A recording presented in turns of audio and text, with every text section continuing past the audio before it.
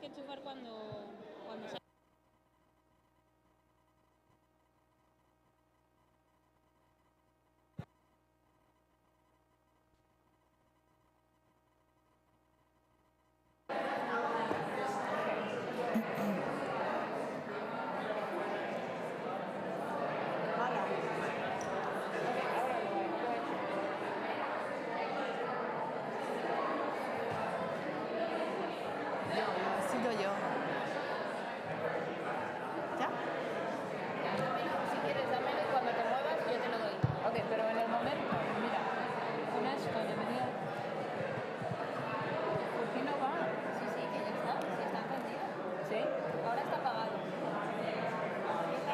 Te lo enciende Laura, si no. Déjalo encendido.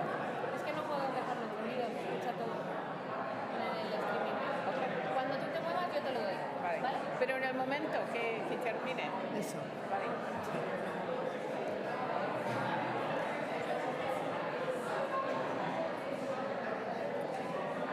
Hello everyone. Do you hear me? If you hear me, clap once. If you hear me, clap once. If you hear me, clap once. If you hear me, clap once.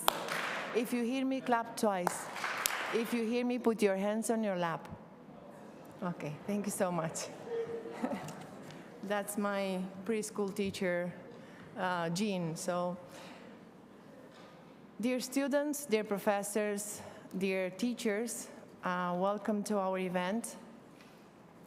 The Science Week of Madrid is an event of popular science and citizen participation organized by Madrid Foundation for Knowledge that offers activities to show the work carried by our researchers, their projects, their motivation, and efforts.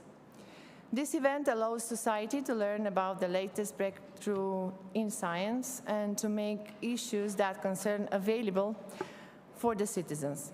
Instituto Franklin, through the Universidad de Alcalá, actively participate in these events held annually for 15 days in November. And this year we have organized a workshop for students and other professionals from the education field called Developing Language Skills in Science Classrooms, designed and delivered by Donna Fields. Dr. Donna Fields was born in New York, and now she's based in Valencia, Spain. She is a professor in the Department of Languages and Education at the International University of Valencia, works as a teacher trainer for various organizations, including EduCluster Finland, and is author of EFL books for Oxford University Press. She specializes in magisterial classes and CLIL approach and EFL innovative practices. She has worked as an educator both in the United States and Spain at all education levels and has traveled around the world giving workshops that highlight ways for the EFL teachers to transition into more interactive classroom planning and teaching. She has spread, designed, and coordinated the online English courses sponsored by the Municipality of Valencia and has published in national and international forums in both English and Spanish, of course on educative themes. Her book, Giving a Helping Hand, 101 Scaffolding Techniques for Language Teachers, is the most helpful book that I ever read on CLIL. So welcome to our event, Donna Fields, and please, students, feel that this is your class today and she's your professor, so trust her and feel free to ask her anything and participate in a way you participate every Friday and every Wednesday afternoon for the online classes. So thank you so much, Donna, for coming here today.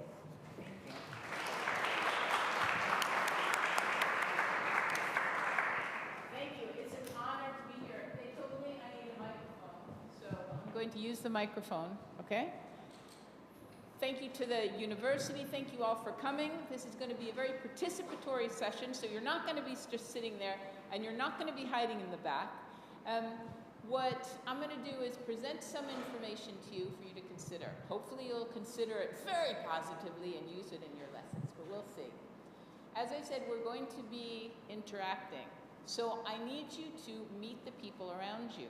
Probably the people next to you, you already know, but maybe the people in front of you or behind you, you don't know. So you're going to introduce yourself. Tell them your name, where you're from, and then something very personal about yourself. Okay? Don't worry, I'm going to give you this personal thing. You're going to say, hi, my name is Donna, and I'm originally from New York, and my favorite app is, and then you share some information. So could you turn around and meet the person in front and back of you and introduce yourselves, please? I know, you have to choose.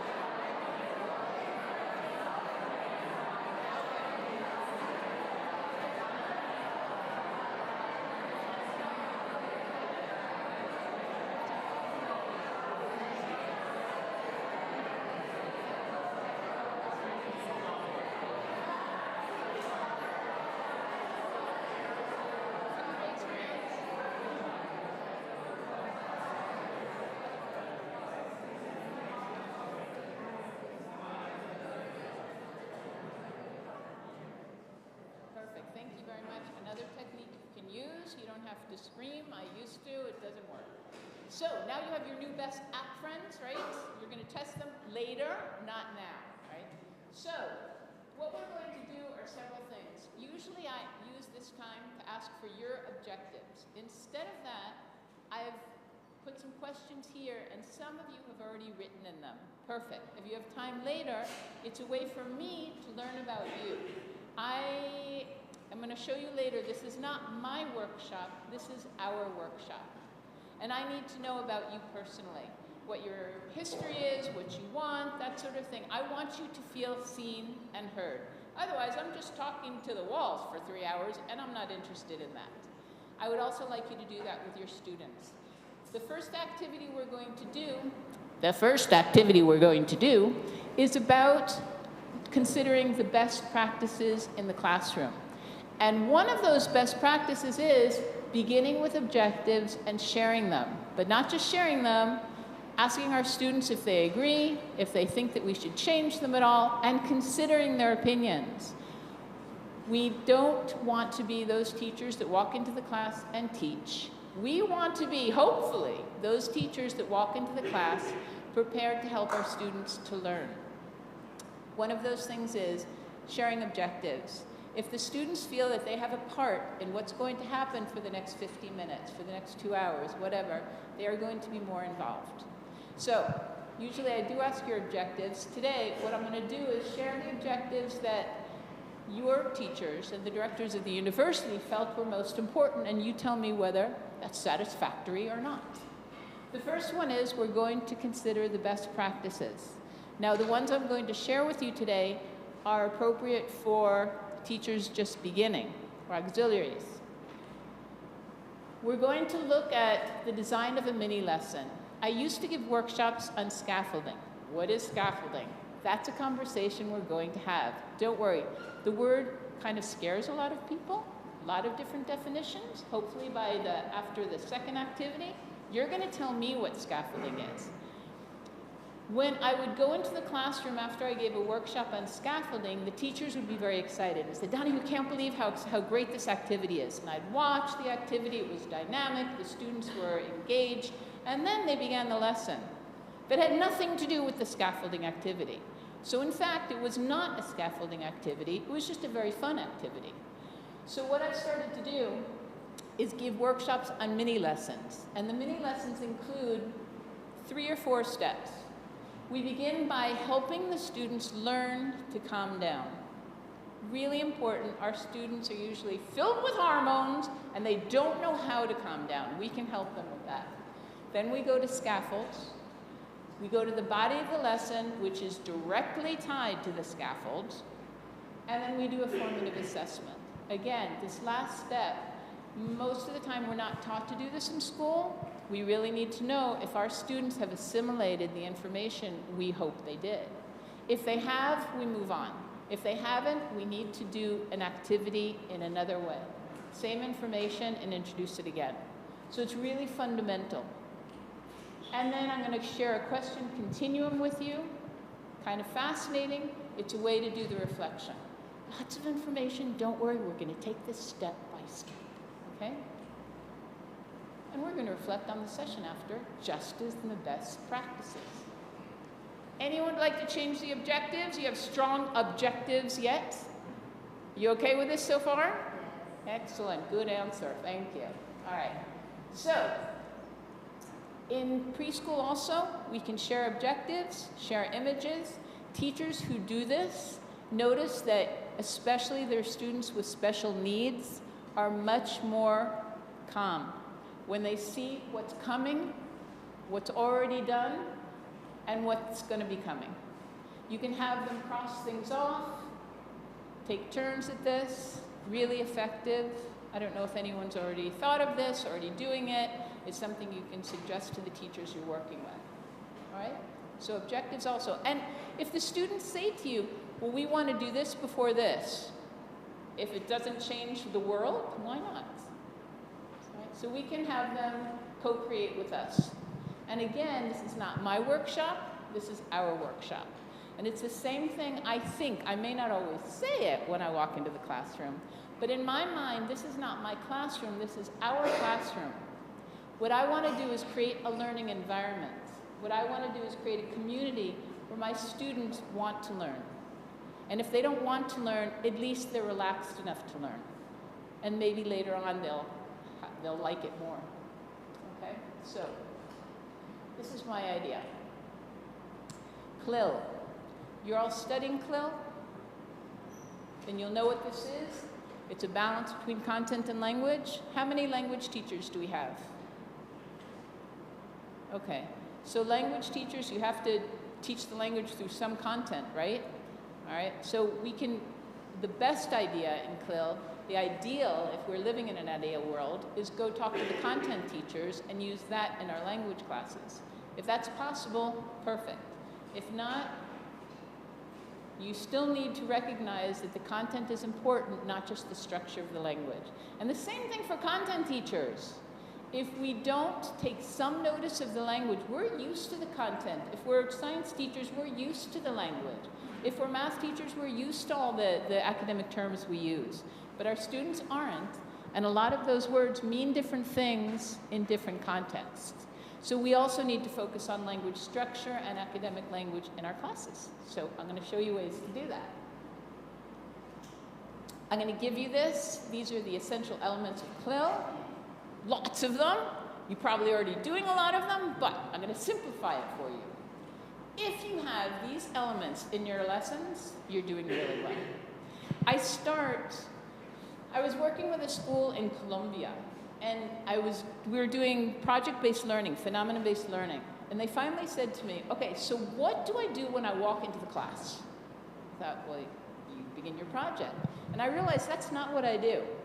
First, if they're students who are not native English speakers, I do a quick review. There's nothing wrong with it and actually helps them a lot. We do a quick review of irregular verbs, or maybe a structure, something so that they feel more confident, very fast, and we're going to do this. If you have varied learning styles in your activity, wonderful. Broken into chunks, those are the scaffolds. Collaborative activities, make information visible, very important. And continue formative assessments. So if you do all of this, you're doing really well. And I'm going to show you some activities. Hopefully we'll be able to do 4 you'll see how easy it is to adapt to your needs. So again, showing objectives, magically, all of them are going to disappear except the first one. We're going to consider educational practices. So there are two ways that we're going to do this. Let me see. What I'm going to ask you to do, which is not completely comfortable, because this is exactly the setting that doesn't work well with collaborative work, with collaborative activities, but we're going to make it work. So I'm going to give some groups, sorry, let me just use this. I'm going to give some groups some educational practice. What did I do with the Mondo? Okay, let me explain. We are going to look at the best practices by John Hattie. Do you know, does that sound familiar to anybody? John Hattie? He's kind of crazy researcher from New Zealand who's been working for the past 20 years on analyzing analyzing hundreds and thousands and millions of surveys and tests and results of our practices in the classroom. And what he's done is he's analyzed them into 250 different practices. Now, we're not going to do 250, thank you very much. We're going to do, I think I have 13 here. If you've studied math, this might be familiar to you. It's called an effect size. For our purposes, you don't need to know anything else. I don't know anything else about this, except this. If one of these practices falls in that 0.4, it's a good one. It's not great, it's not bad, it's okay, it's average. If one of these practices falls into 0.4 and more, it means it's a practice we want to use more often. If, on the other hand, it's something that falls less than 0.4, it's something that's not very effective. So a lot of times we think we're doing something that's so wonderful and dynamic, our students don't really benefit from it. So these types of studies are really valuable. Now, there are a lot of them. Why should we believe Hattie? Because of the foundation, because of so much research that he's done. You can still disagree, but he does have a lot backing him up. So I'll give you a link later so you can see the 250 different practices. But for the moment, we're just going to work on these 13. And just to give you a little help, collective efficacy is the highest. Collective efficacy means when the administrators, the directors, the teachers, and the parents all agree on the methodology, the learning goes way up. Most of these effective practices fall in maybe 0.5 to 0.9. 1.57 is huge. It means when the students walk into the school, they feel safe. They feel like there's no conflict. And so the limbic system relaxes, emotional center is calm, and the learning can go deeper into the brain, literally. Right? So that's a little tip you can use. We're going to look at these. I think there are 13 of them. This is not the order. What I'm asking you to do is just work with your new app best friends and put them in the order you think is logical, which is the most influential and which is less influential, okay? So some of you I'm going to give little strips. Some of you I'm just going to give the photocopy and you can write on them. Sound good? So exciting, yes? All right, so you're going to need to be a little creative since we're sort of crunched in and we can't move. But for instance, if you want, you five come over here and work on this desk, all right? And then could the five of you go over and work on that desk? I'm going to give you maybe 5 minutes. The conversation is more important than the conclusion, okay? So I'm going to ask you to be creative in where you're sitting. There you go. All right? And then just come up with some sort of order. There you go. Sure. And don't worry if I don't give you one. I'm going to give you another piece of paper. So much easier. 1 second, 1 second.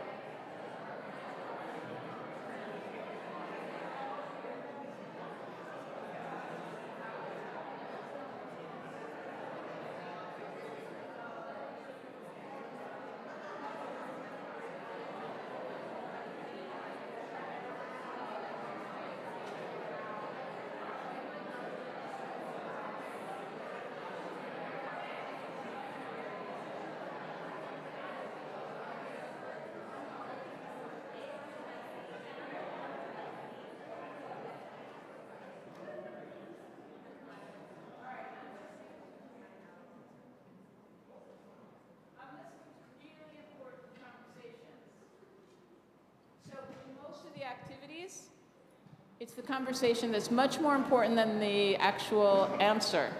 John Hattie is going to have different answers than you did. Is that important? Yes, to a certain degree, but also the conversation around it. When I'm doing a workshop for teachers who have been working in the classroom for a long time, I use a different list because they've been using practices that are not effective. You all are just starting out, so what I've focused on here are higher influences. Let's see what he says. Let's see. It's difficult to see this in the back, isn't it? And the front too, apparently. Okay. Can we turn the lights off here? Okay, thanks. All right, so the first one we've already talked about is collective efficacy. All right, we know that's the most important one. When everyone is on the same methodological page, students feel safe. The second one are teachers' expectations. How many people have that as the second one?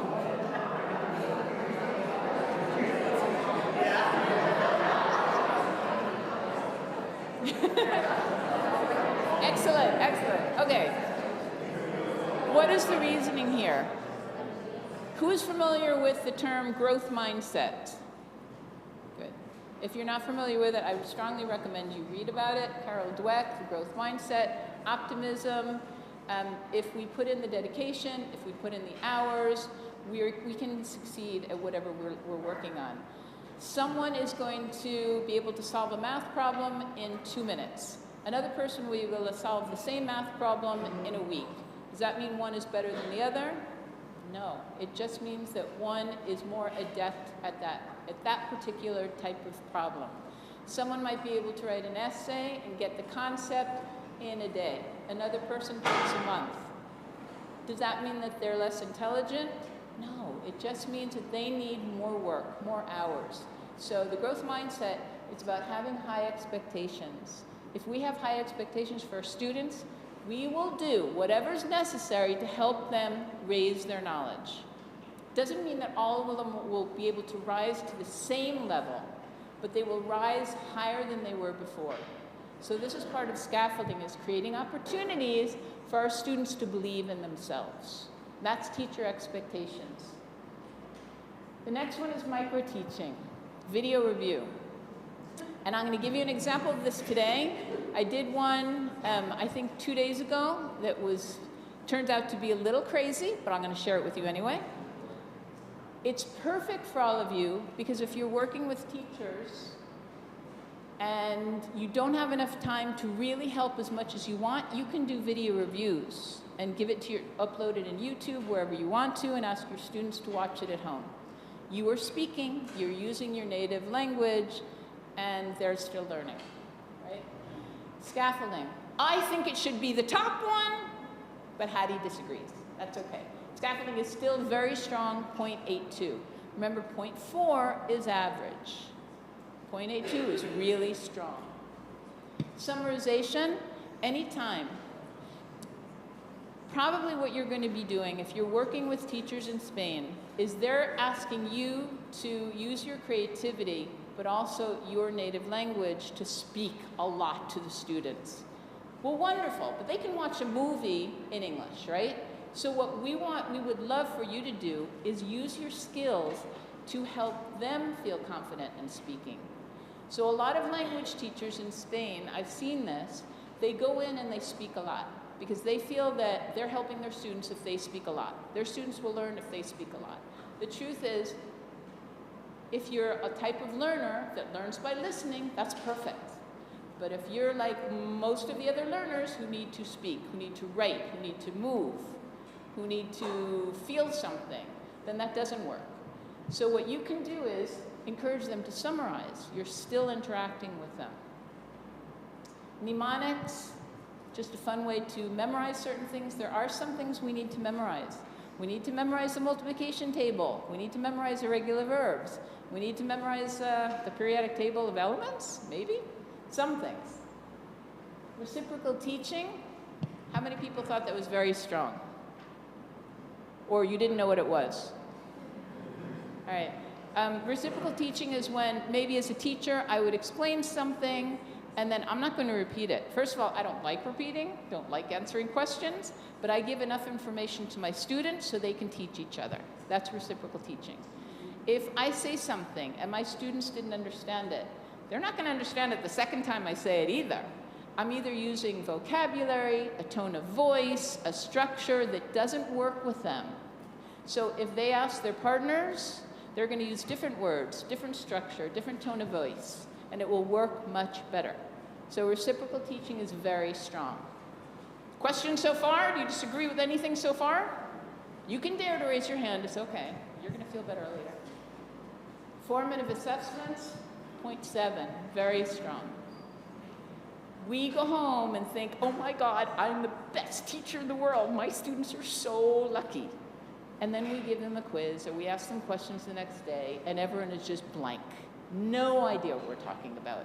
We needed to know that the day before. We needed to know that at the end of the session. So formative assessments mean if most of our students didn't understand the information, we plan the next session with the same information with a different learning style. If most of our students did understand it, we can go ahead. But we need to know. Not labeling students. Did everyone understand that? Nobody asked me questions. Oh, the student always comes in late. This student is always blowing her nose. This student always gets an A. I don't have to really help this student. Anything when we say to ourselves, always, always, always, is labeling students. We're human. We do it. But if we understand that if we try not to do it, our students feel safer and their learning improves, then probably we're going to try not to do it as often, right? Unless we're really sadistic and we want our students to be really scared of us. There are teachers like that. Okay, yeah, I know. All right, so not labeling students, 0.61. Modeling work. If we can give our students, for example, the answer to a math problem, if we can give them the conclusion to a science experiment, if we can give them a structure of an essay, it helps them. Now, some teachers tell me, and I completely understand this, that not all the time. So for instance, the art teachers say to me, if I show them an example of an art piece I want them to do, their creativity is gone. Then they just really mimic what I've shown them.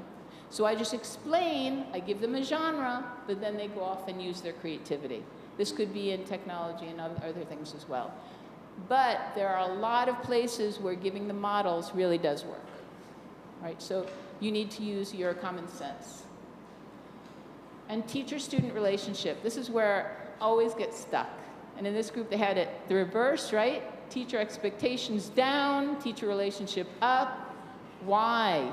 It's really important we care about our students, or what are you doing here, right? Yes, care about your students. But that doesn't mean you're going to do everything you can to help them learn. Hopefully you will. But if you really care about your students, you will do everything else to help them learn. If you just care about your students, it doesn't mean that you're helping them to learn. You understand the difference? All right. So there are some teachers that just love being the best friend of their students. May not be the best thing for their students. And then retention, -32. -32. I didn't believe this either when I saw it. Again, some teachers will disagree. Some teachers say, in my experience, having a student repeat a year has helped her or him. In preschool, repetition is actually positive. In preschool, it's okay. Later on in primary, what they say is that the student feels pretty much, they lose confidence in themselves. There was, for instance, one example where I was tutoring these two twins, a boy and a girl, and the girl could not get the multiplication table. And her teacher said, she's going to repeat. This is fourth, what do you call it? Fourth of primary? Fourth grade. There you go. Fourth of primary, she couldn't understand the multiplication table, and the teacher wanted her to repeat the whole year. So over the summer, we studied the multiplication table. That's all we did. She learned it. She went to 5th grade. Everything's fine. She's graduated from high school. She's in university. No problem. But it's just that we have to remember, if we know this, If we know the retention is not the best answer, we will do everything we can to make sure they pass, they learn the information. All right, that's all. Questions, doubts, something you really disagree with? Teacher's relationship, it can't be true, right? All right. Again, bond with your students if you want, but you also need to do everything else. Go ahead.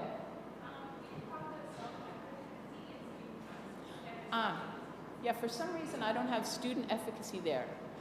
Student efficacy is all about what we're talking about today, helping our students learn responsibility for their own learning, helping them be co-creators of their learning, giving them the responsibility and also the tools to be really strong learners. So student efficacy, I think it's between micro-teaching and scaffolding, it's way up there. Thank you for asking about that. The other thing I find is very interesting, I usually do this activity with the strips, but there are more of you than I expected, so we just printed some out like this. And the interesting thing I found is that those people with the strips did the activity a lot more efficiently, a lot more clearly. I could say faster, but that's not the objective here. But it's the movement. I think that it's the movement that was attractive to you. And if you have something on a sheet, it's sort of stagnant. So anytime we can shift things up and give them something that they can touch and move, it really does help, right? Interesting experiment. Anything else? Yes? Just out of curiosity, how is this data collected? How's what? This data collected, where's it pulling all this? Really, really important. I wish I could give you a really concrete answer. I should know that. But basically, he is just collected with his team. He's collected surveys and exams, and he's interviewed students. I mean, this has been 15 or 20 years. So he's been doing international analysis for 20 years. But I recommend you look at his research. You can find everything online. John Hattie, Effect Sizes. If you have the book, it really works. Okay? So are we ready to go on? Excellent. All right. So we have the objectives here. We did the first one. So now it's going to disappear. We're going to look at our first mini lesson. Okay. So what is our first mini lesson? I also want to just emphasize the fact that the more we can get our students to move, the better. The body teaches the mind, not the other way around. We see that in preschool. Preschool teachers are much better at keeping their students moving. Though I go into some language classes in preschool, and I see the teacher insisting that the students sit in a circle for a half an hour, sometimes more than 45 minutes. I go crazy watching them. They cannot do it. Biologically, they cannot do it. But they have to learn to sit for a long time. They're not learning, and it's not natural for adults either. So, we're going to try to find ways not to do it. Some simple thing you can do, I'm going to see if we can do this right now. This might be challenging. I'll find another exercise. We want to give our students tools to use to help them calm down. So one thing we can do is maybe not show these pictures, but use them. This is a calming down technique. If you're a language teacher or you're beginning a class, your students are still thinking about the content of the last class. They're still thinking about an argument they just had with someone in the hall. They're still thinking about how hungry they are, or they're on a sugar high, or something. So we want to help them calm down. So what we're going to do is show them. Sitting in your seats, hold out your finger. We're going to pretend it's a flower that smells really, really good. And then we'll breathe in. And when we breathe out, we pretend it's a candle, and we blow out the candle. I know, so silly, but watch how we do it. We're going to do this 3 times slowly. So everyone, put your fingers up, please. You can ask them to close their eyes if you want. In secondary, I don't recommend that. Okay? So we're going to breathe in, and we're going to blow out the candle. And one more time, we're going to breathe in this beautiful smelling flower, and breathe out. One more time. We're going to breathe in this beautiful scent, and blow out the candle. Are we not calm? All right, so now we have students who are a little more settled. Their minds are a little quieter, and now they're ready to participate in the lesson, maybe. Let's see. All righty. So as I was saying, irregular verbs first. When I first left the classroom and started giving private classes, the people, I mean, I love secondary students because they're so funny. They love to fight. They love to show their personality. They love to get in your face, right? That's their job. I think it's just great. Do it. They do it really, really well. I'm just the wall, and I say, up to here, that's fine. When they come to me, usually they were so frustrated because they felt like failures anyway. They didn't understand anything in their English classes. So what I realized is they really just needed reviews of the irregular verbs. You can begin with really rapid fire review of irregular verbs. And I'm happy to give you these PowerPoints. We're going to get an example of what they are. Let me see if I can switch the PowerPoint really quickly. First, we're going to go from English to Spanish and then Spanish to English. If you have a question about whether it's okay to use the home language in the classroom, it depends how much. There's really no problem. All right, so we're going to start with this. I think it's this one. Irregular verb review. No. Okay, so we'll go to this one. There are about 100 irregular verbs. I divided them very randomly into 5 different PowerPoints. It works. So here we have 20 of them. And all you need to do is, most of you have Spanish level, right? You're going to be able to do this. All you need to do is tell me, what's this in Spanish? Okay, good. Keep going.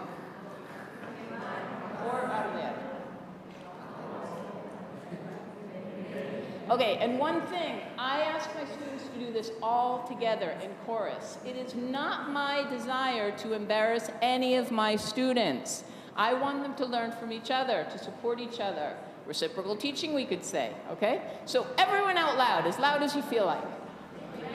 Excellent, excellent. Really nice. Next one. Very strong. Okay. Yeah, you're a little doubtful, but yes, you got it. Yep. What did you say? Okay, thank you. I heard someone say beber. Okay, good. Go ahead. Great. A few more. I know, could be a lot of things. The verb, people, the verb.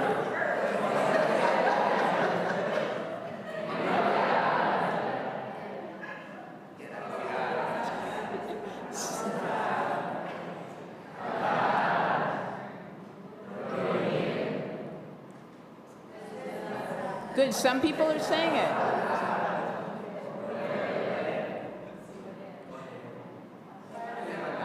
I put estado de pie. Excellent, excellent. Okay, so you can do this the next day, and more of you are going to say it even with more confidence, right? But now, before we finish, we're going to conjugate these words. So, if I put batir, I want you to conjugate the English. All right, everyone together. 1, 2, 3. Beat, beaten.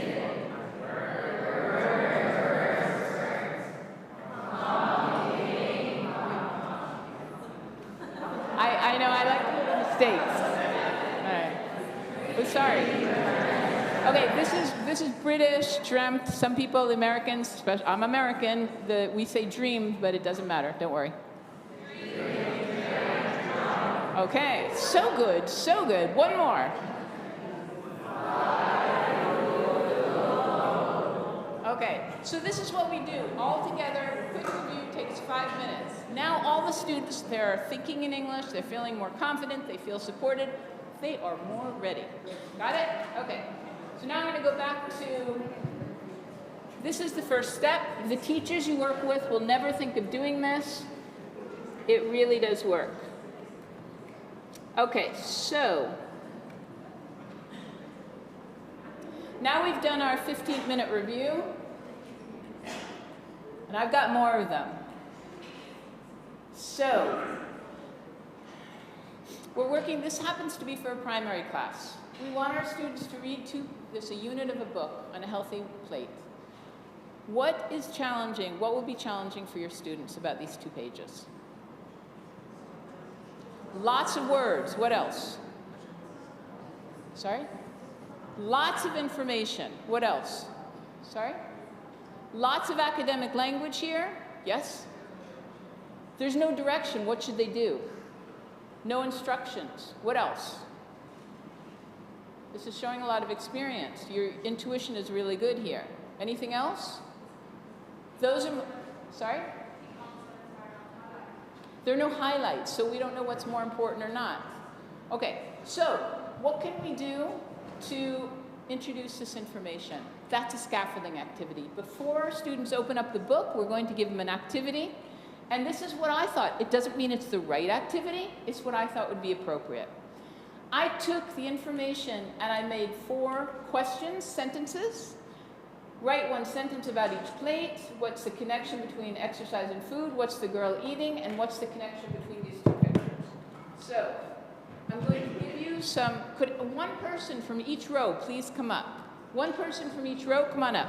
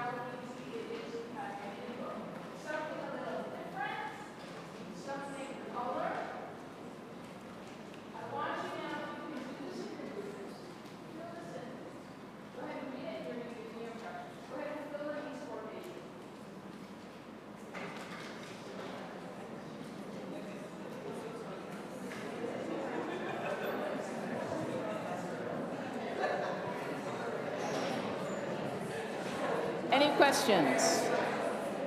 Individually or in groups?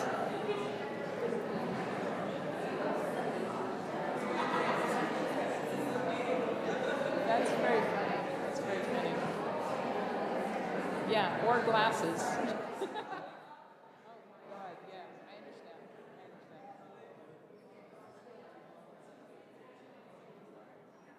Are these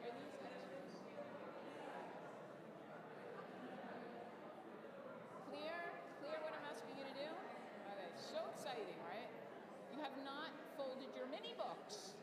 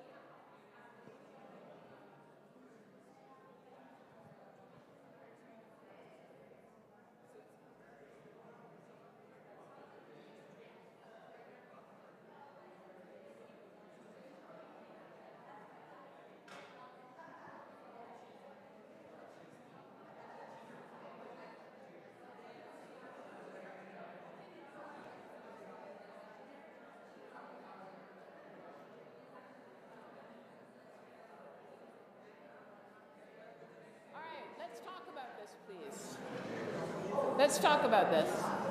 The answers you're giving are important, but what's more important is the concept. Is this going to help your students feel more confident about reading the student book afterwards? While we're doing this, one of the reasons why you're going to be hired is because you're English speakers. And so we don't want to just give this to the students and let them work on it. We want to interact with them. One way we can is go to each group and ask them to whisper, saying the questions aloud, whisper saying their answers aloud. And I say whisper because I think we know already in Spain, they don't really understand the difference between inside and outside voices. We can teach that to them.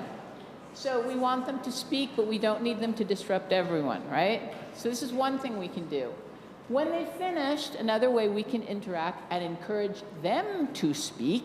We already speak English pretty well. We don't need to practice. We want them to practice, right? I say that to most language teachers. But anyway, we can say, all right, this group, can you give me the answer to the girl, the image of the girl eating the cake? What did you say? One of you. Okay, go ahead. I cannot even hear you.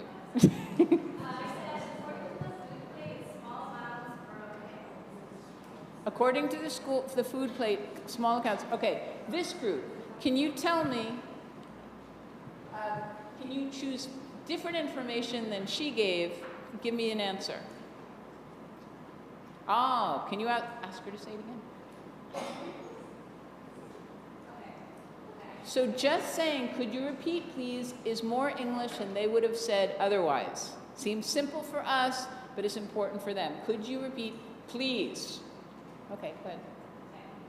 The girl is eating cake, but according to the food plate, small amounts are okay. Okay, can you say anything differently to the answer to that one?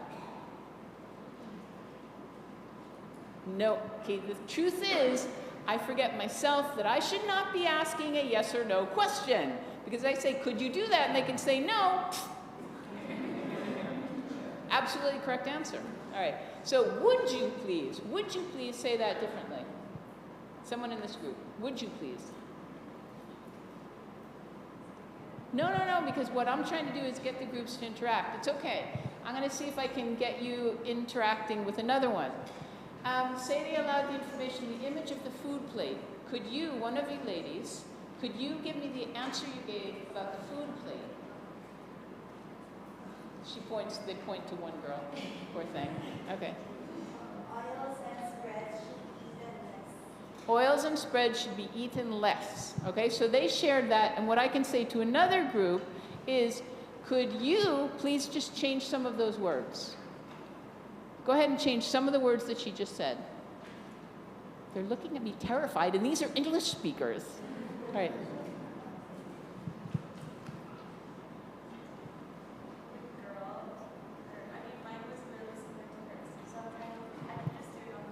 Okay. Okay, so the girl is clearly enjoying cake that is part of the adult. Okay. That's perfect. We changed that one, although we were on another one. So this is feedback for me. I'm not being clear. What I need to do then is think, should I ask everyone to be writing down what they're saying? Maybe, because they're not speaking loudly enough. It's not their job to speak loudly. I'm getting feedback here. I need to change the activity. The idea is that we ask one group a question, we ask another group to respond to it, to change it, so that they have to listen. We need to give them reasons to listen to each other, or the minute I say, could this group please give me the answer, everyone else is thinking about what message you want to send the minute the bell rings, right? So, the question here is though, after you've interacted with this mini book, do you think it would be easier and more effective now to read these 2 pages? Yes is the answer I'm really happy you're giving me, but I need to know why. Give me more reasons. Why would it be easier now to interact with this? Anyone? Go ahead. I feel like now that we've been talking about it for a little bit, maybe have some vocabulary that they're not seeing Okay, so what he's saying is that we now have vocabulary to feel confident about speaking about it. Very important.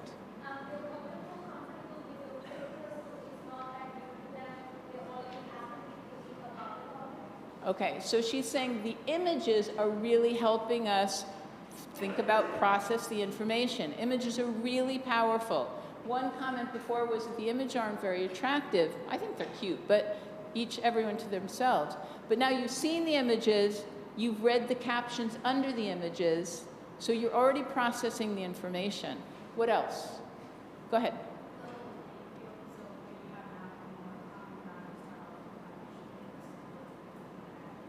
Okay, so things like this for students with special learning problems, students with lower levels, it's helping them get a stronger base. And students with higher levels of the language, I'm still giving questions to process the information. What is the connection between healthy eating and exercise? There's no one correct answer to that, but if you have a higher level of English, you don't have to think about the structure, you're now thinking about concepts. So there's something for everyone in this, okay? Questions, doubts?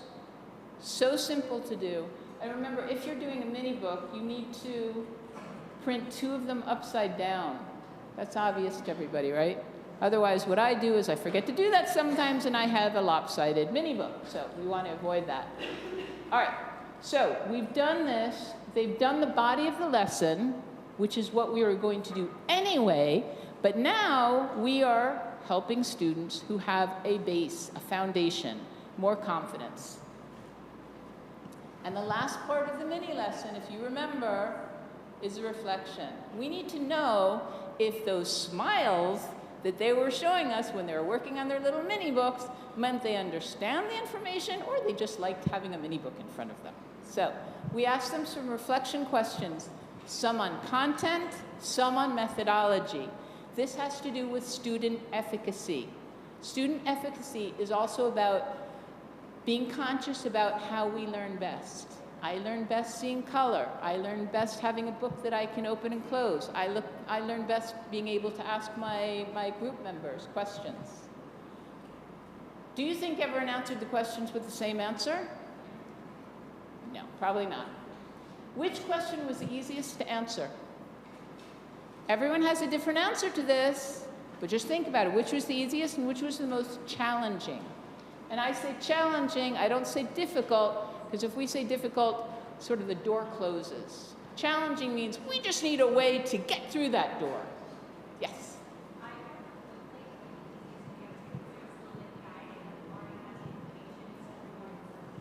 Okay, so she's saying the plate, once you were really able to concentrate on it, there was a structure there, and that really helped. As opposed to just opening up the book, it's a ton of information plus the food plate.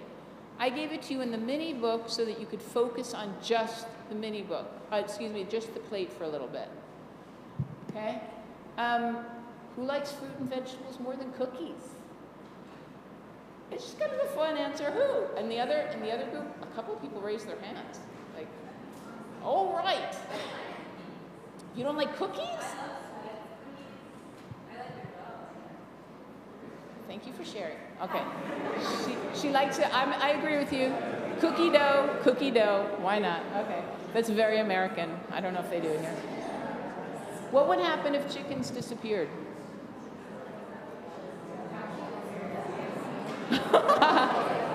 She's having a heart attack here. All right. It's a concept. It's a concept. We want them to think. It's okay, they haven't disappeared, just a what if.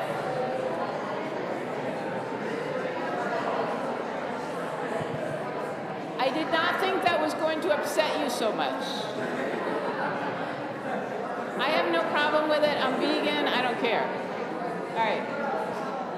Why do you think the girl goes in to buy vegetables with her father? What is the difference between the first picture and the second picture there?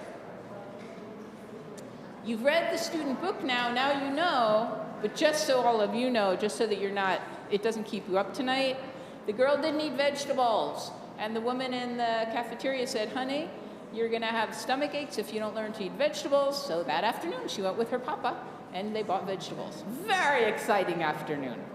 All right. What if you had friends for lunch? What would you serve them?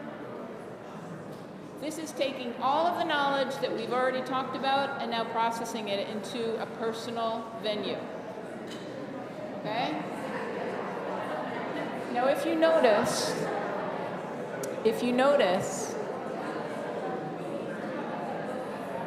I think they're still talking about the chickens. If you notice, there's a little image up there of a question continuum. These questions come from the question continuum. We're going from low level to higher level questions. This is what I'm going to encourage you to do. 80% of the time, on average, 80% of the time, on average, we use lower level questions. Why? Easier to ask, easier to answer, easier to evaluate. That's what machines can do better than we can do. So if we stay in lower level questions, we are doing our students a disservice. We are not helping them in their future. I know I sound really dramatic, but it's so true. Technology can handle lower level questions. And the truth of it is, there's a study that I love to show. I'm not going to show you today, but I'm just going to tell you that the study shows that technology is now getting to be even more efficient with the higher level questions. Not the highest ones, but the higher ones. So what we need to do, what you can do, is not only help your students with the language, but with processing, expanding their mind, going to higher level questions. It's not so hard to do, just a little more challenging to evaluate. Okay? So that's where those questions came from. And you just did your first MIDI lesson. How exciting is that? What is the scaffold? What was the scaffold? The mini books.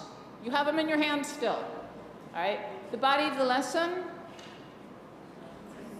reading the student book, which you didn't actually do, but I showed it to you, we can imagine.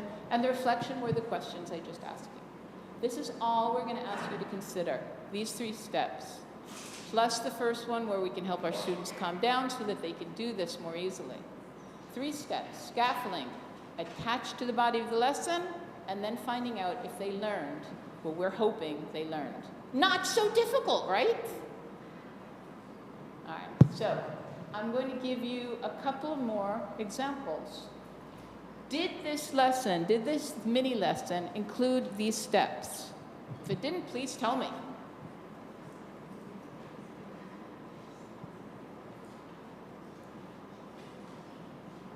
Anything I left out? You will not offend me.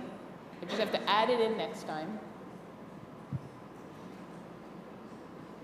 Making the information visible, using the images from the student book, it's not so difficult. A lot of cutting and pasting, but in the end, it's not so difficult.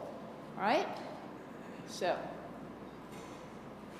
and student agency, student efficacy, helping them become more knowledgeable about their own learning.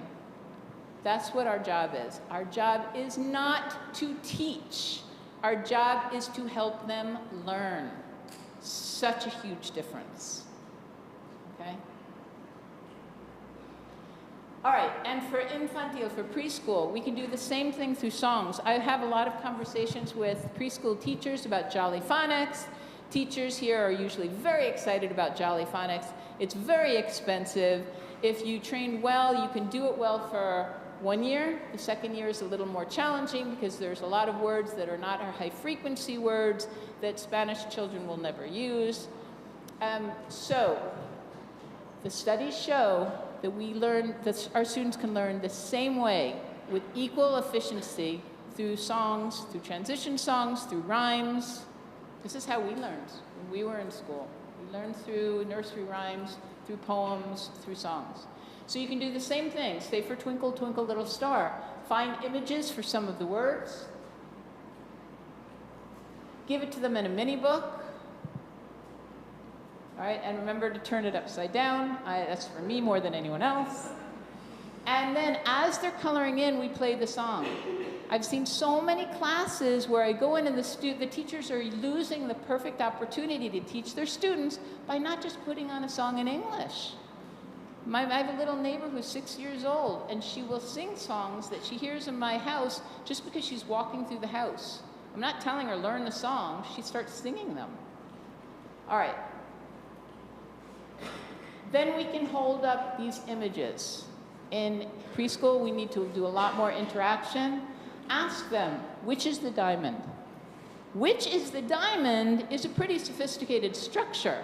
If we use it, they will learn it. If we don't use it, they will not learn it. If you remind me, I'm going to show you a video, a very short video about a teacher in 2nd grade who decided to use college vocabulary. And she said her students were completely confused at first, but she kept using it, and they began to understand it. If you use it, they find a way to figure it out. Which is the world? Same structure, we're changing one word. How many pages did you color in? Adding a little math. Which is your favorite image and why? If they can explain that, perfect. If they need to explain it in Spanish, that's okay, because some of this is just the concept. It doesn't have to be the language all the time. And then you repeat it. Then repeat it in English. Ah, okay, so you like the star because it's twinkling. Is the star falling or rising? Can you show me a star falling, rising? Can everybody get up, move? Remember, the body teaches the mind. You're using vocabulary. And we're going to hear a song. What do you think it's going to be about?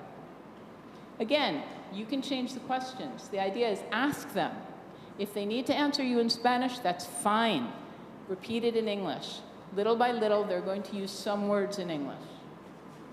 Questions? All right. In preschool, we can use reflection questions. The studies show that they can answer them. It won't work the first time. It won't work the second time. But little by little, they are going to begin to grasp the concept of higher order level questions. We're not going to say, this is a higher level order question. We're going to ask them. We are helping their minds literally create new tracks. We start in preschool, they'll be better at it by primary, and then they're going to have a brighter future. Who likes the image of the children the most? When do we see stars? Where can we hear music? These are all, there's no one right answer to these. What's the difference between a star and a diamond? I love this question because I cannot answer it. How do you decide which colors to use? Again, let them think about their process. They may say, but then some of them may think about it. Why do you think there are musical notes in the mini book? Oh, we're going to hear a song. Imagine you were a star. What would you do all night? All right? So these are just some, one preschool teacher recommended that I don't use what if, but because preschool students are more used to imagine. Fine, whatever. Okay, comments, doubts, something you agree with very strongly, don't agree with very strongly? You can whisper to me later if you want. All right. And we're ready for mini lesson 2. How are we, what time is the coffee break? Now. Perfect. So, when we come back, we're going to do 3 more lessons. You ready? Go get caffeine. Caffeine up.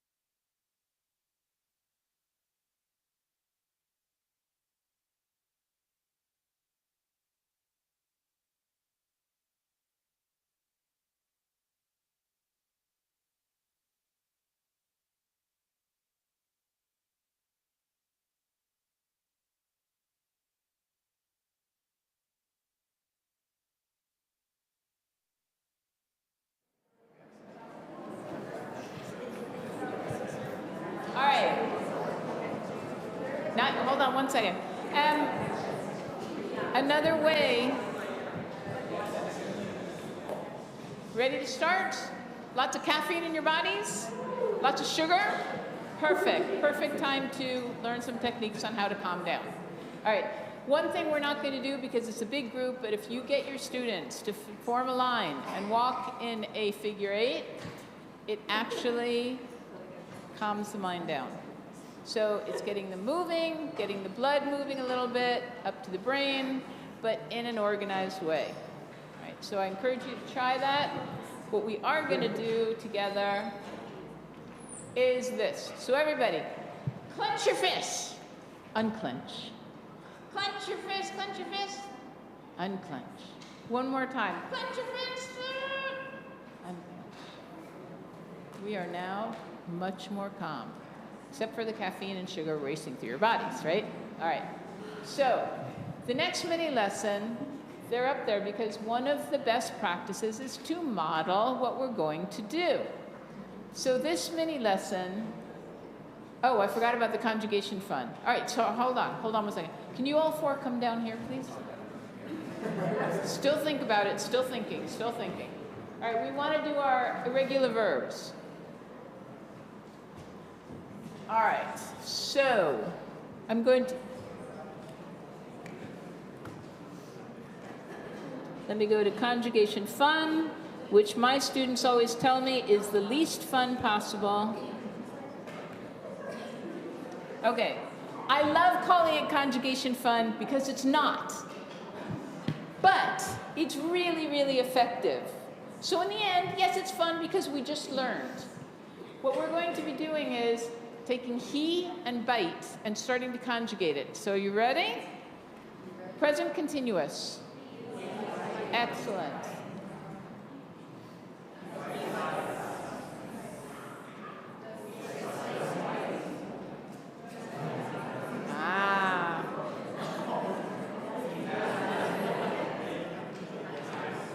Okay, now it's going to get a little more challenging.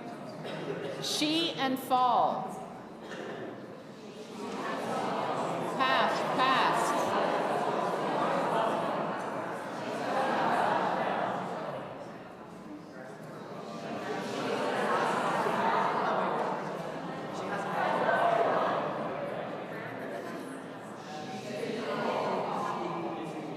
Okay, another one. They and forget.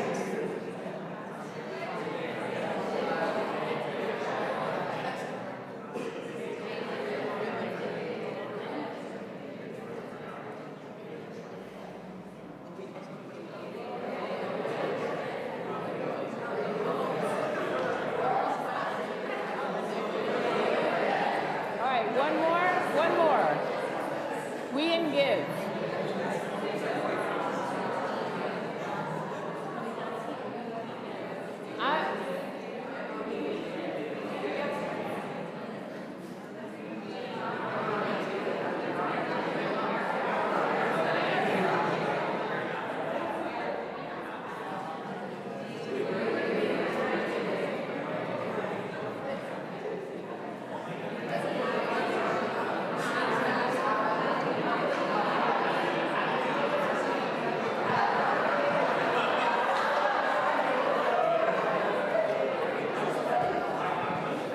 Okay, once you finish this, the students who are honest admit that even though it's challenging, it really does help in the end.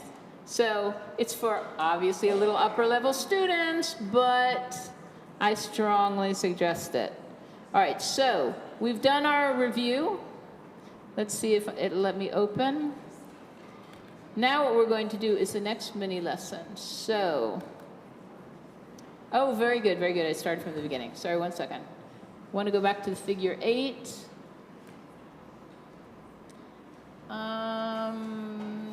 Do we see the figure 8 somewhere? There we go. So we did conjugation fun. Oh, how fun that was. A little sadistic, but not too much. Okay, so here we have, this is the body of the lesson. Our students need to read this page, do the exercises. What is challenging here? This is for secondary students, although I actually did take it from a primary student book. What's challenging? Small text. What else? Although our students have young eyes. There's not a flow to the information, she's saying, a lot of chunking. There's no numbers or order. What more? You guys have done a great job hiding in the back all of a sudden, but I see you. Okay, what else? Anything else that would be challenging for our students? Sorry? Very technical language, so again, we need to make the academic language visible and understandable. So how can we do this? One way is the following, and we have our incredible helpers to do this. Modeling our work is one way we're going to do this. So I've taken the sentences and put them in a list. And what we're going to do is add a rhythm to it. You ready? Okay, so we want to support them. We're giving them all of our emotional support here. Come on, people, let's give them a hand.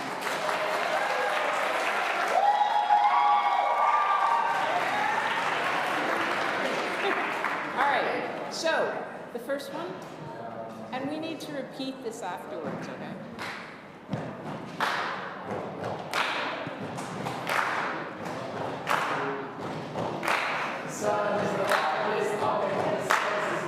All right, okay, can we all do this together? Ready, 1, 2, 3.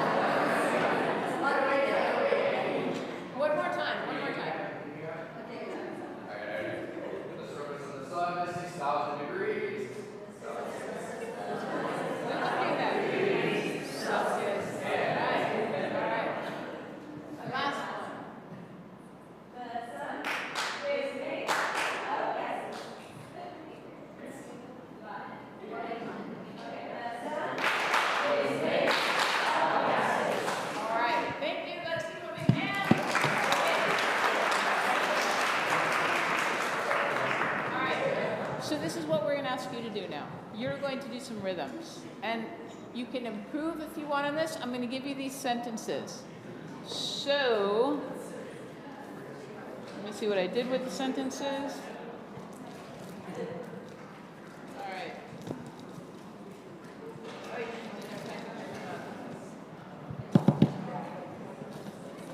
All right, some people have these groups and then rhythms for odd numbers. These groups and numbers for even numbers. Some of you are going to do one thing.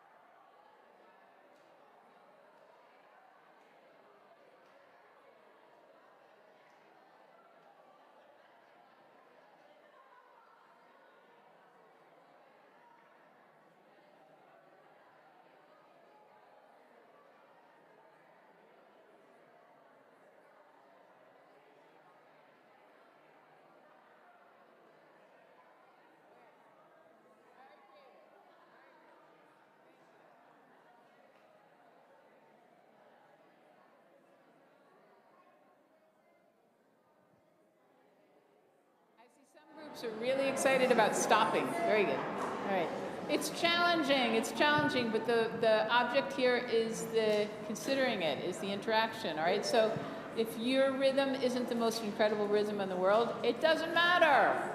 It's the fact that you're using your body and you're helping us see a different way of looking at the same sentence, okay? So we're gonna, not everyone, we're gonna ask some of the groups to share your favorite rhythm, So is there a group that is more excited than others to share? I would say yes. We want them. Let's give them a hand. Yes, yes, yes.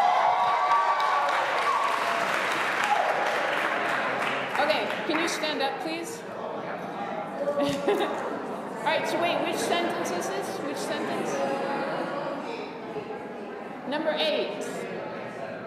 And we're going to repeat this after them, all right? 1, 2, 3.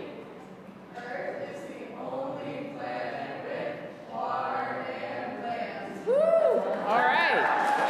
Hold on. Everyone. 1, 2, 3. Earth. Very nice. Okay. Yours here, group want to do? Okay, next group, we want them. Stand up, please.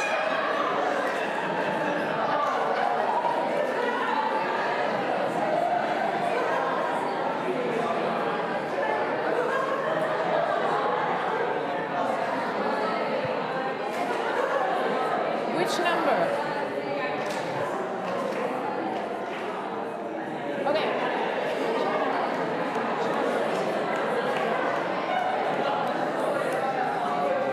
Earth. Okay. Everybody ready? Mars is smaller. Number 10. We're doing number 10. Go ahead. Yeah, but it's number 10 there. Sorry, very complicated.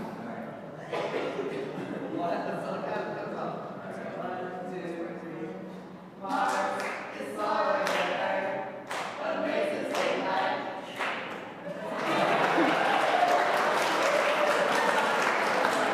right, wait. You gotta get everyone to do it. Ready, everyone? 1, 2, 3. Mars is smaller than Earth. All right. Very nice. Another group who's dying to do it. Yes? You're okay? You want to? I'm not going to obligate anyone. If you want to, please do it. All right. So, you want to? Let's go. Stand up. Everybody. Yes. Which number? Last one.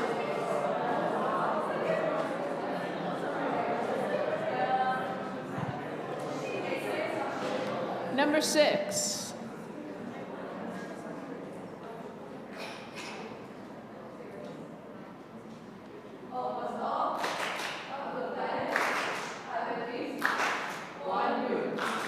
All right, that was easy. Hold on.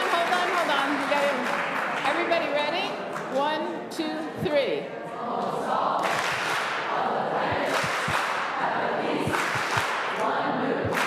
right, thank you very much, everybody. You guys don't want to do it?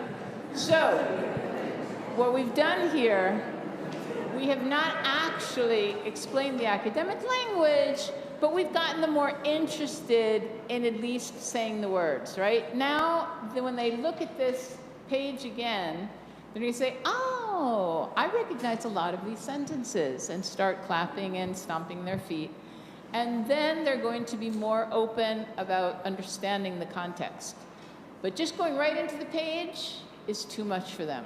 So what we wanted to do is we're adding different learning styles. Right? Makes sense?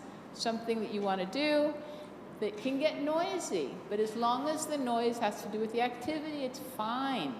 A lot of us have to get used to having noise in the classroom as long as it's constructive. So once they do the body of the lesson, then we ask them questions. Remember, according to the question continuum. Did creating rhythm and listening to the rhythm of your classmates help you understand the text? Some of them may say, no, I can say it out loud, but I don't understand it much more, but maybe a lot of them will. It's very basic English. It's just that, boom, getting it all in one gulp is a lot. Which planet or planets have no moons? They will have read the page and they'll have an answer to that. Remember, methodology and content. Where oceans on Uranus? Again, it's in the page they will have just read. What's needed to sustain life on a planet? Content question. How do scientists know so much about the 8 planets in our solar system? That's not in there. They have to infer. And are there 8 planets now? Changes all the time. Why do we study planets in our solar system? Why? Why is it part of the curriculum? Lots of different interesting answers there, right? Now they have the academic language to be able to express themselves. If you let them speak in their groups in Spanish and then share it in English, absolutely fine. And what if you had a telescope? What planet would you most like to observe? There are millions of other questions. Those are the ones I thought of. The idea is that we go from basic facts and then let them process those facts. Okay? Comments? This is another mini lesson. Putting the rhythm into sentences, reading the book, and the reflection. Okay, so what I want you to do now, in your groups, 60 seconds, talk to each other. What comments do you have about this mini lesson? Effective? How could you improve it? What do you think about it? Anything you want. 60 seconds. This mini lesson.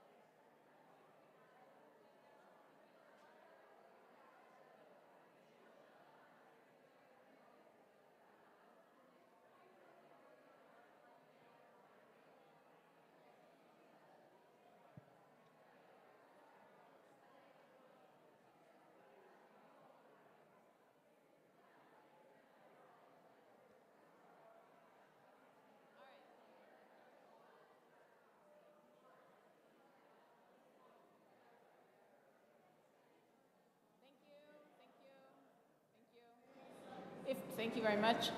If I say to my students,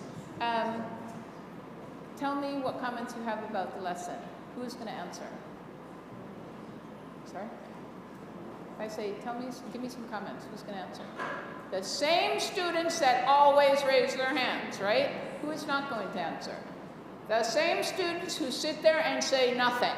Maybe they don't know the answer, maybe they just don't care, maybe they're shy. So if I say work in your groups, then I'm going to ask each group to express one comment.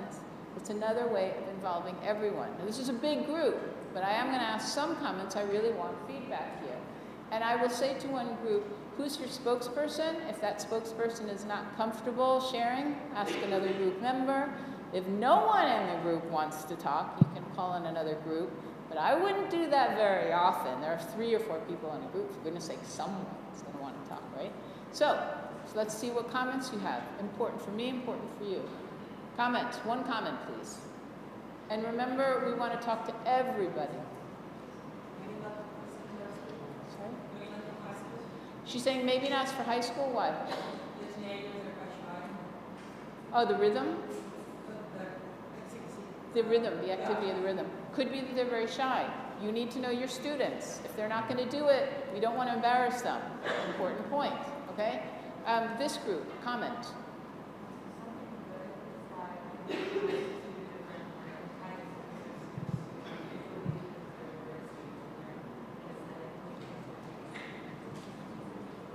Okay, so her comment is it's really good to have a variety of learning styles, students that really need kinesthetic movement in there to learn something. Thank you.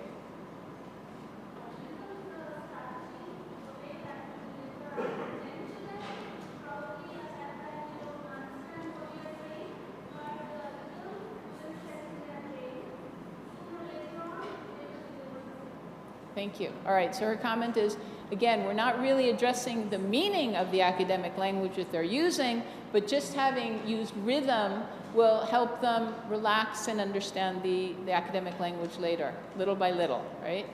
Thank you. Comments, this group, either of these groups. One comment, please. It's more fun and less intimidating. The planet language is more fun and less intimidating. Okay. Using the rhythm is more fun and less intimidating. Thank you. One more comment. It kind of reminds me of like big books almost, but kind of at a level. But I think it would be useful to use the written sentences, like find maybe the takeaway points that you really want to remember. So they're they're really repeating those, and that maybe if you like reading out loud together as a class or students either reading. When it comes to those lines, maybe you have to highlight maybe the worksheet, the whole class has to say them out loud together. Okay, so her idea, the big book, if you're preschool teachers, you have students speaking out loud, repeating you. Is that what you're talking about, the big books? No, I mean, I was just saying this reminds me of the big book. Okay, but yeah. This activity, like big books, you're basically taking certain content and information, you're bringing it to the level of the students, and they're typically really interactive and lots of engaging conversation. Okay, and the other comment that you were making is having them, one of the reasons why the teachers want all of you in the classroom is to help your students with content and also pronunciation. I'm not a big proponent of working on pronunciation in the classroom. I think that there are many other things that we can do that are more important. If I understand the person, that's fine. So, but teachers do care about pronunciation. So one of the things I was thinking of for this is a great pronunciation. What you were saying is where to hit the tones. So a lot of English, whether we realize it or not, I was watching a wonderful podcast on two experts on pronunciation, and what they were explaining is that a lot of English is understood just from the tones and what we hit, like what's the hit point. And if you use a rubber band, you can give the students rubber bands and show them where the stress is. So for instance, I believe this is what you were saying. Something like these sentences.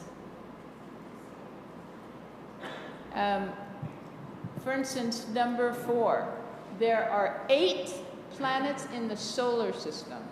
So they're actually doing it with the rubber band. And if you change the stress on the rubber band, it has a different meaning.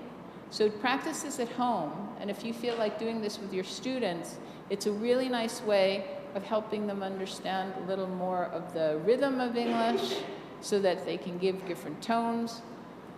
I think that's a lot. I think our students at this point in Spain, at the level you're probably teaching them at, need comprehension more than the very subtle differences in rhythm, but it's something you can do. All right, so anyone else have comments that you're dying to share?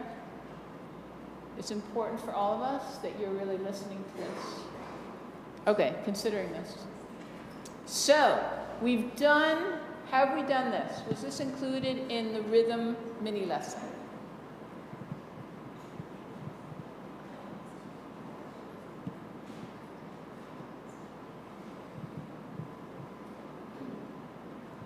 Anything that wasn't included? It wasn't that hard to fit in all 7 of them, was it? All right, so did we give them more student agency? I was talking to Julia before. She's also working on this with all of you. We want students that can think for themselves. In this crazy world we are in right now, we don't want students that are just going to follow what everyone else tells them to do. I think what we want them is to be able to process information and make their own decisions, hopefully compassionate decisions. But if we are in class asking them to do exactly what we want them to do all the time, it's not helping student agency. So just something as simple as asking them to make their own rhythm is actually helping them form an identity. Okay? Again, as much as we would like to believe that they're going to remember what we teach them, they're going to forget most of it. How we teach them, they will remember forever. So we want to remember what we're doing in the classroom, our priorities. In lower primary, for instance, you can do the same thing. You may need to do it more communally in lower primary if they don't read really, the reading isn't strong. So, we have 2 more mini lessons I would love to do. Think you can handle it? All right, let's go with the shoulder roll. Let's get our body more relaxed, blood moving a little bit. Very simple. Our secondary students can even do this. Feel more alive. I do this in the morning. It helps me wake up. All right.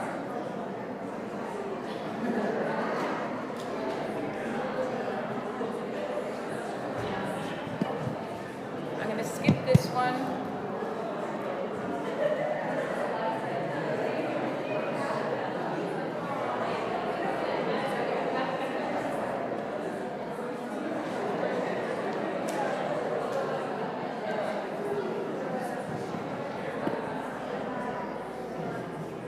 Give yourself a bear hug, everyone. Give yourself a bear hug. Big bear hug. And in some classes, you could ask the students to hug each other, but I think after the pandemic, they probably think you should do this. Not only does it feel good, not only does it remind you, I love Polsha. It also, if we cross our arms across our body, if we cross our legs, we are actually making connections in this left and right hemisphere of our brains. So we're actually making connections in the mind, just by giving ourselves a big air. Okay? So we're doing that, we're getting our students to calm down, and now they're ready to do the lesson. This one is, again, irregular verbs. It's a little less sophisticated than our conjugation fun. Let's see how we can do this. I'll show you the video. The man is giving a package to a woman. We have visual support here. The man is, the man is, okay?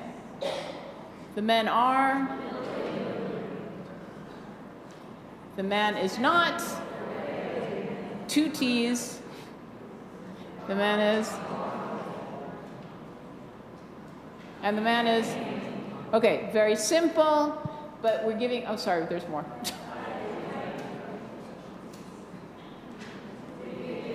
Two G's. Okay, so all of these, as simple as maybe, these are all high frequency, not just verbs, but all this, the whole sentence structure. Something very simple, it will give your students a lot more confidence. Again, I'm happy to share these PowerPoints with you. So, the next mini lesson. How many of you are work with teachers who love to give their students readers? It's so exciting, right? Graded readers. There's a whole discussion, a whole argument about whether we should do graded or authentic books. Scaffolding for both of them. Scaffolding for both of them. I have a neighbor who brings home books like this and says, I have to read this by Monday. She doesn't have the confidence to open the first page. She's terrified. Why? Because her teacher did not first help introduce some of the images and the concepts, the academic language. What would be, these are some of the chapters. What's going to be difficult for our students? There's no one right answer here. What's going to be difficult, challenging? Go ahead.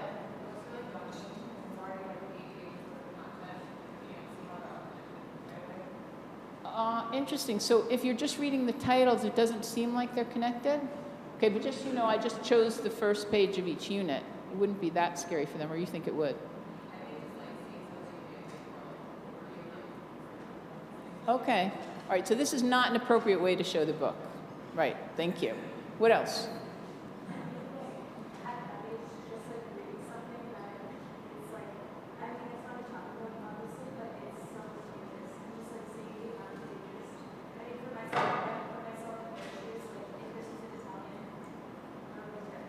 Okay, so it's really, I was about to teach a digital course in English, and the company said, pick another language and start to learn it. So I picked German, and I started to learn it, and I thought, holy cow, this is really hard. And I decided which activities really worked for me and which didn't. So if we can imagine how our students are thinking about English, we are going to help them a lot more. So very important, her point was, she was thinking if this were Italian, it would be overwhelming. We need to put ourselves in their perspective. So it's a really good exercise. Anything else? You think it would be scary, challenging, intimidating?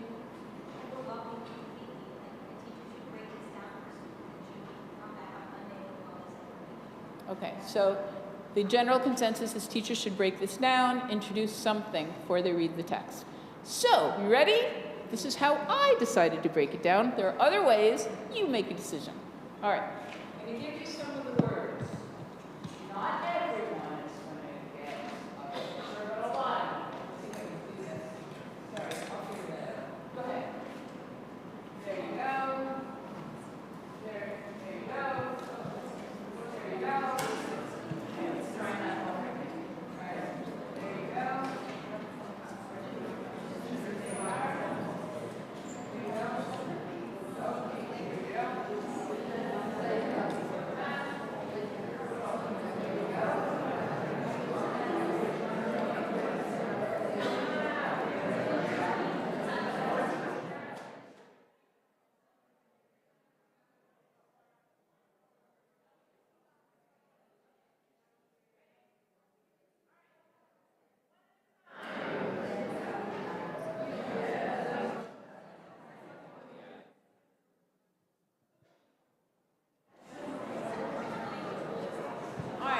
Vocabulary up here, but what I'm going to ask you to do is, one at a time, hold it up. Can you hold up your picture, please? So everyone can see it.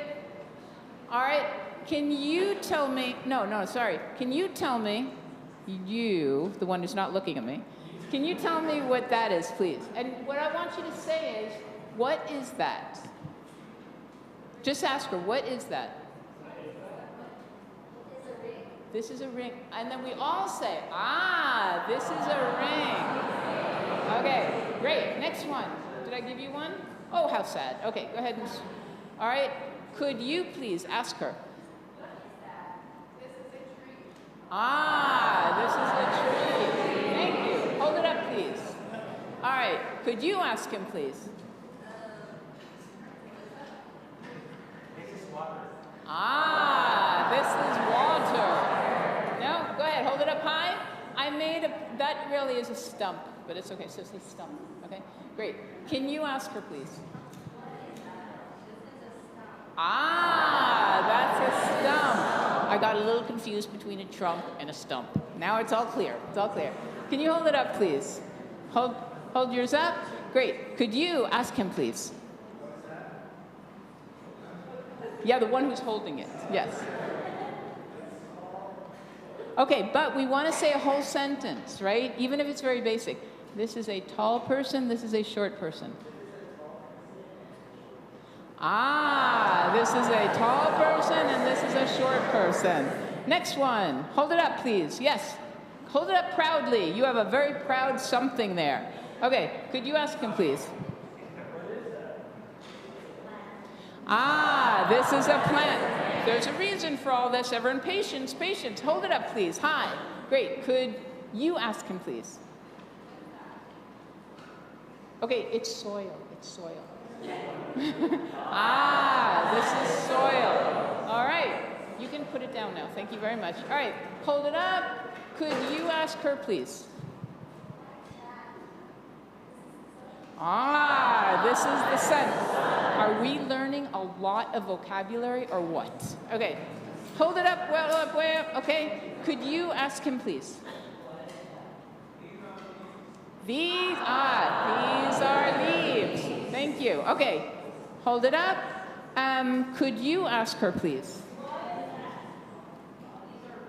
Ah, these are roots. Next one. Anyone here? Oh, how sad. Okay, there we go. Could you ask him, please? This is a branch. Ah, that's a branch. Next one. Could you ask her, please? What is that? This is a park. Ah, make sure they can see it. Make sure they can see it. That's a park. Okay, who else? We're getting there. We're getting there. Could you ask her, please? That's a trunk. Okay, next one. Thank you very much. Can you ask her, please? That's an old person and a young person. Ah, that's an old person and a young person. Is that everyone? One more. Okay, thank you. Could you ask her, please? Yeah, yes. What is that? That is a forest. Ah, that's a forest. Okay, so we ready now? I think you know what I'm going to do. Now, before my students go home, I am going to read the first couple of chapters. Very short chapters. Let's see how we do. When you hear your word, hold up your sign. Got it? All right. Some of you have more responsibility than others. This is very exciting. Everybody ready? If they don't hold it up, we need to find the person. Okay?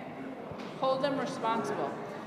Trees, you have a big responsibility. You better pay attention. Forget this for now. Forget this. We're going to do that later. Okay, ready?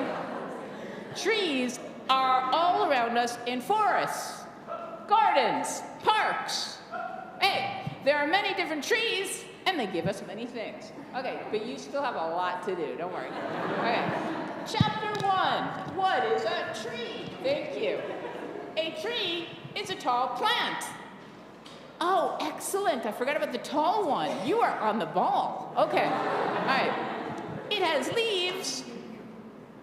Thank you. Branches, a trunk, and roots. Woo! Okay. A tree makes its food with light from the sun. Woo! Back there, everyone. Okay, you need to turn around and make sure you're seeing all these beautiful images. It grows tall, so it gets lots of light from the sun. Thank you. Okay, a tree grows every day. Look at the old tree trunk. At the old tree trunk. No, that's just a tree. Where's the tree trunk? Okay, thank you. Sorry. Tree trunk. How old is it? Count the rings. How old is it? Very nice. Count the rings. Every ring, thank you, is 1 year. One more chapter, okay? You ready? Parts of a tree. Yeah, okay. What do the different parts of a tree do? Leaves grow on branches. They make food for the tree. To make food, they use water. Thank you. Air and light from the sun. Whew, okay. Roots take water from the soil. Yay. Okay, there, finally. The trunk takes food down the tree from the leaves, and it takes water up the tree from the roots. Bark, do we have anyone with bark? Is the wood on the outside of the trunk.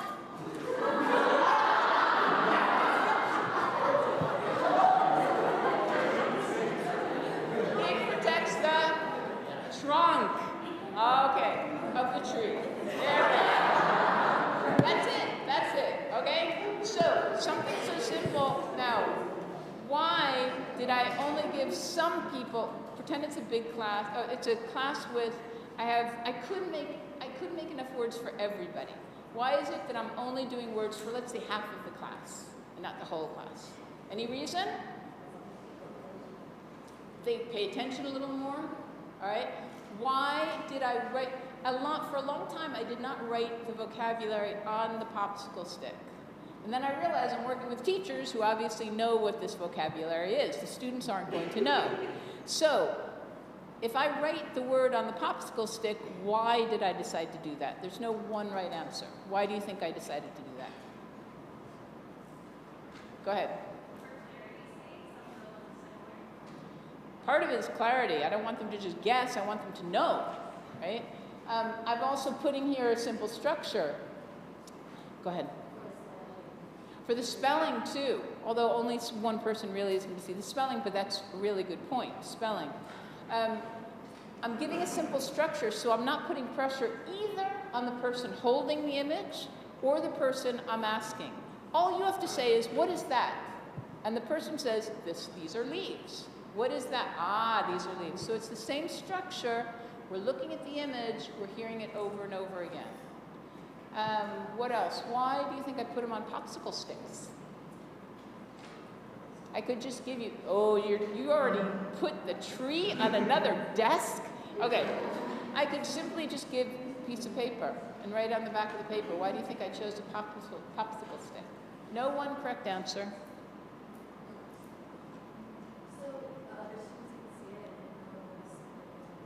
Okay, part of it, yeah, we know our students, right? So part of it is simply being able for everyone to see it. Good point. Any other reason? Go ahead. It's more? Ah. Okay, so they're going to want to do it because it reminds them of ice cream, and everybody loves ice cream, right? Yes? All right, and it's just more fun holding a popsicle stick. So it's just simply just different things we can do to make life a little more interesting in the classroom. And then they go back and read the book. Now, do you think that they'd understand? Their anxiety goes down, hopefully, right? They understand a lot more of the academic language. Do you have a question?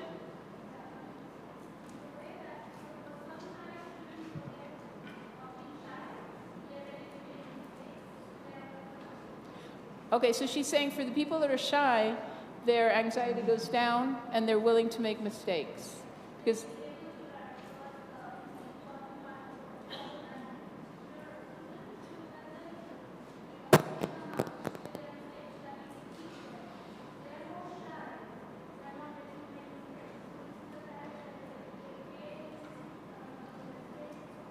okay, so mistakes are really important. Thank you for bringing that up. If we can make mistakes a part of learning, it helps our students enormously.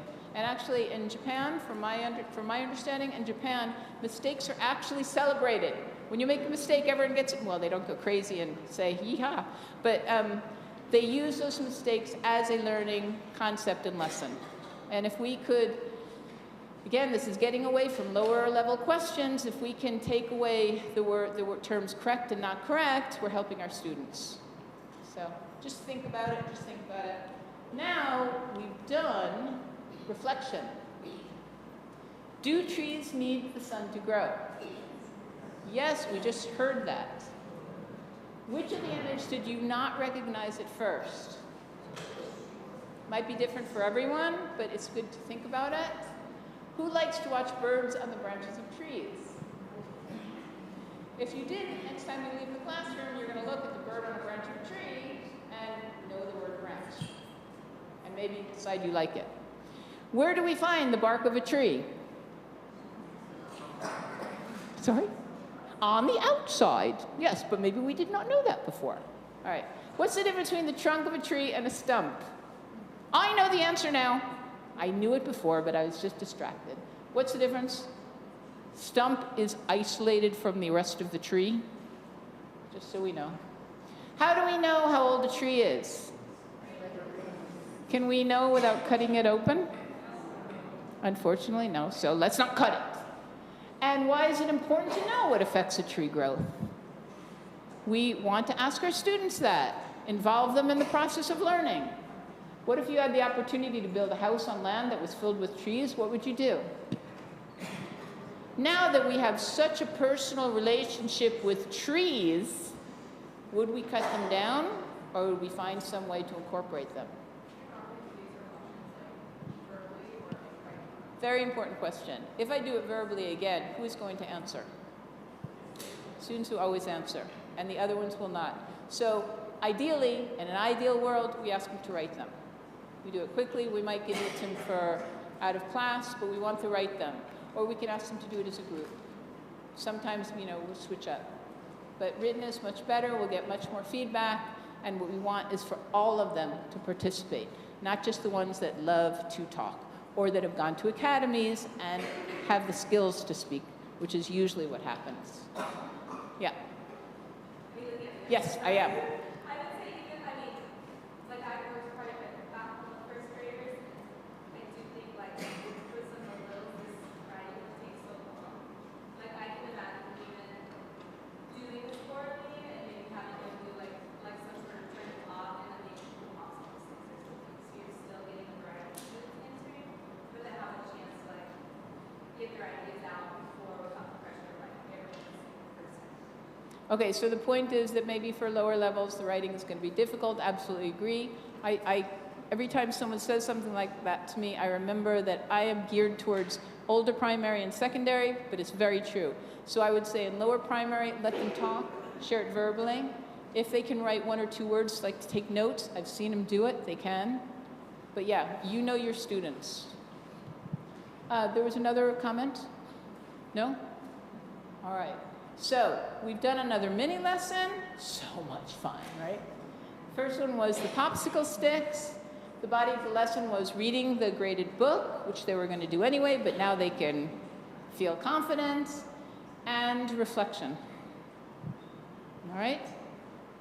Not so hard. Did we include everything in here? They're like, yes. Don't ask us anymore. Yeah. All right. Let's see. We have time for... We're good. Can you handle one more mini lesson? Yes. That was the right answer. Okay. So let's see what we're doing.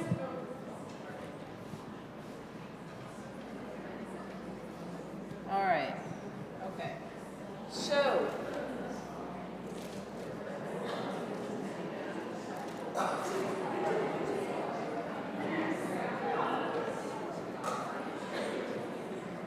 The university, not just the institute, but the university was generous enough to let us do this workshop here. So we needed to be sure to do some specific science work. Now, a lot of these did have to do with science, but I'm going to make, if your teacher, and I really am getting that a lot of you have very different experiences with the teachers you're working with. Some more challenging than others. And I've talked to teachers, and they think that you have the methodology. They think that you have all the answers. The truth is, you have more answers than they do about what's effective. So the question is, how daring are you to encourage them to let you take over to a certain extent? So if you don't mind me sharing, he has one teacher that all the teachers, they ask them to do is translate. So they say everything in Spanish, and then he's supposed to translate.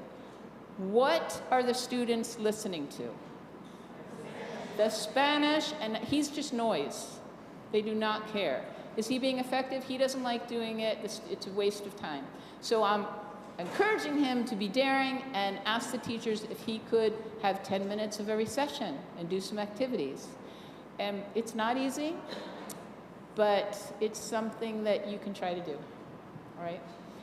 This one, there are different, again, I'm going to give you these lists. These are specific terms in each level that are usually used in science. So let's just take the first one. And what we're going to do is I'm going to give you a sheet, and you're going to make gestures, not rhythm, just gestures for 10 of these terms. Any 10 you want. Just a gesture.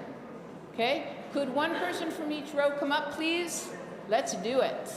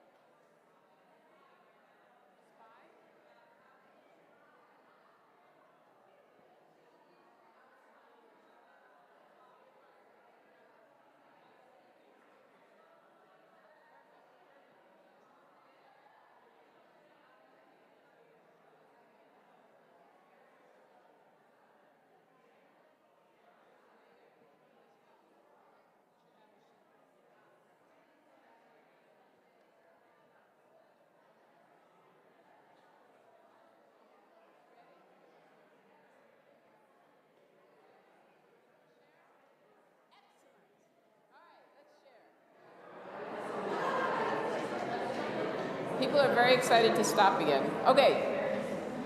You're going to choose, in each group, you're going to choose one gesture. You're going to stand up, show the gesture, and remember, there are people in front of you and behind you. We don't want to offend anyone with our backs to them. Muy mal. Okay? We ready? Okay. Go ahead and start. Stand up. You need to guess. Don't look at it. You need to guess what it is.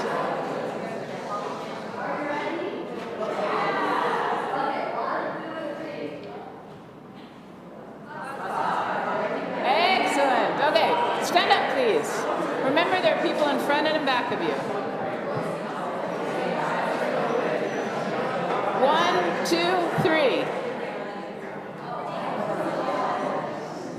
Yes? Okay, thank you. Stand up. They didn't like that one. Solution? Okay. Remember, people in front and back of you. Okay, go.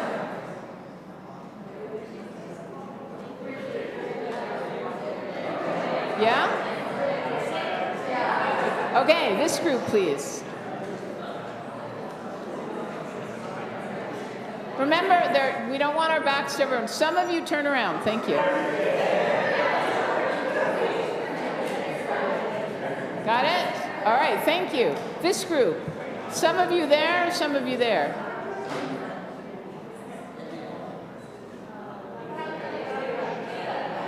What was that one? Okay, this group, please.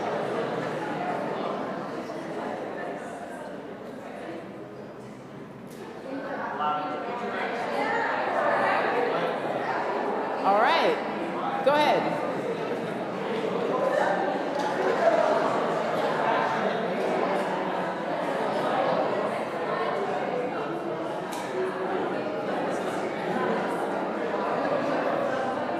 Anyone?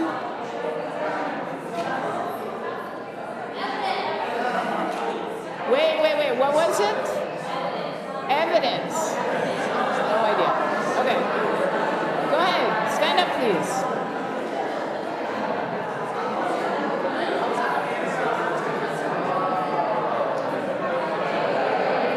Thank you. Next group.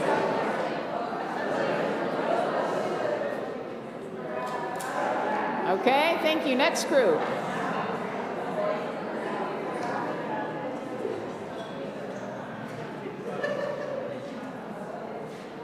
Remember, there are people behind you. Okay. Does anyone know? Ah, okay, thank you. Last group in the back. Thank you very much. Last group?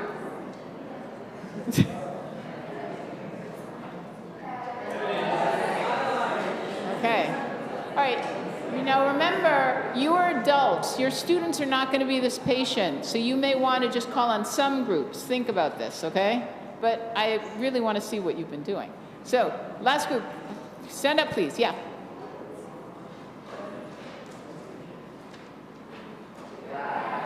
Okay, next one. Remember, there are people behind you.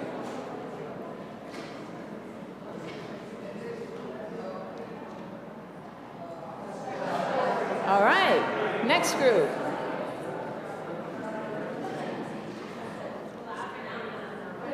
Oh, okay.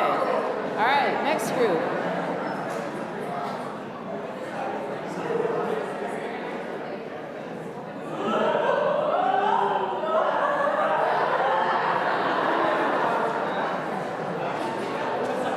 Very dramatic, and the sound effects even better. Okay.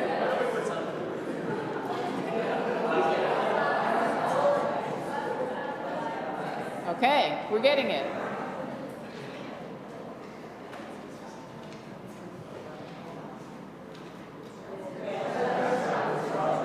That's right. Okay. Next one.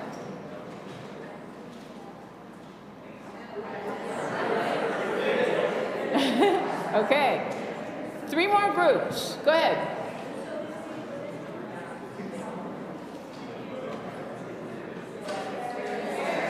They knew it just by the first gesture. Okay, this group.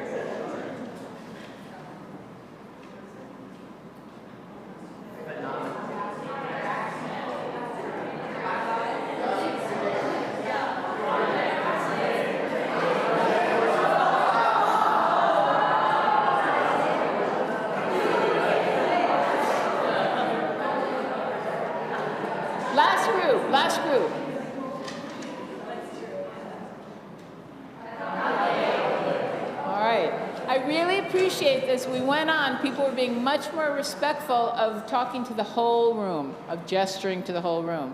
All right, so now there's a second part of the scaffold on the other side of the sheet. See if you can read these sentences and choose the appropriate academic language. All right, 2 minutes. Go ahead and read this. You'll see that there are 2 choices for academic language.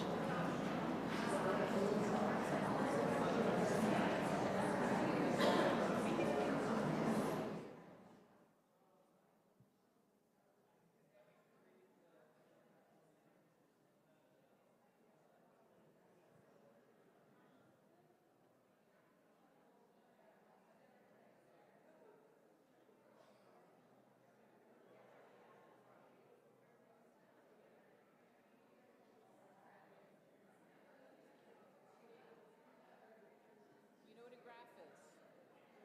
A graph? Gráfico. Okay, pero también. No, that's why you need to decide. Is the appropriate word here graphing or carrying? Okay, thank you, but I didn't explain it well enough. Thank you. No, okay. You're picking the appropriate language. Was it clear enough? They didn't understand it at all. Yes?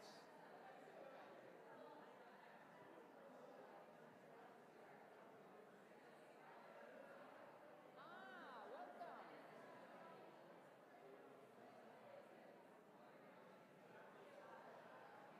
Okay, do you have some opinions about the second part?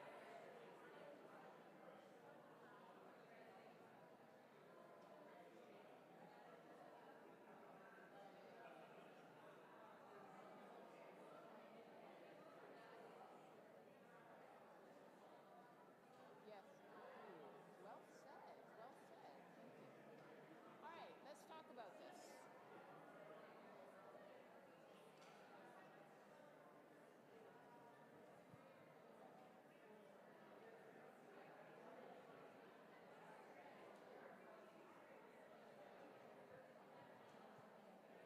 All right, let's talk about this. Thank you.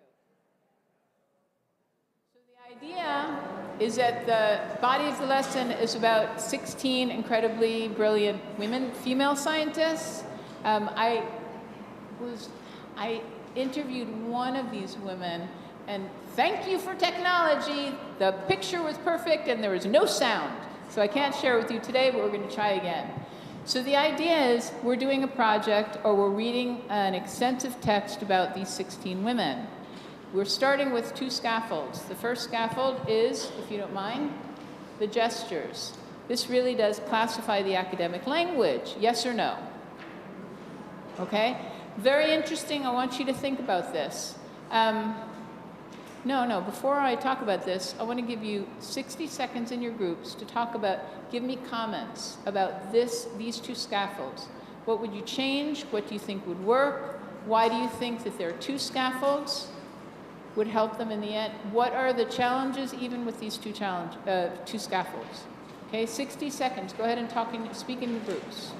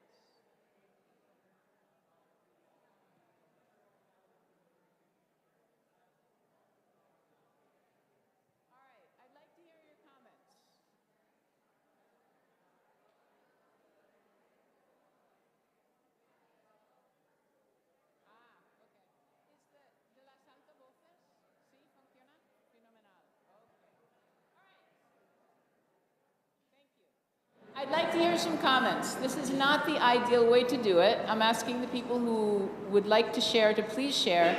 This is really important feedback for me. It's important feedback for you. What do you like? What do you think that you would change about these scaffold? These two. Go.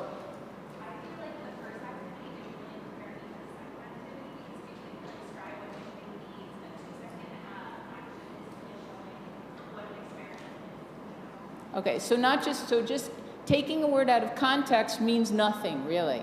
We need to we're putting it back in the context in the second activity. I did that very intentionally. Tell. I thought that my secondary students in the second activity were just going to look for where the italicized word is and not be the whole context. Okay, I completely understand that. There's one thing. They would not be able to pick the appropriate word unless they read the whole sentence. So, they may not care, but that's nothing we can change yet. Okay, you're absolutely right. But yeah, I know they do that, and this doesn't let them do it.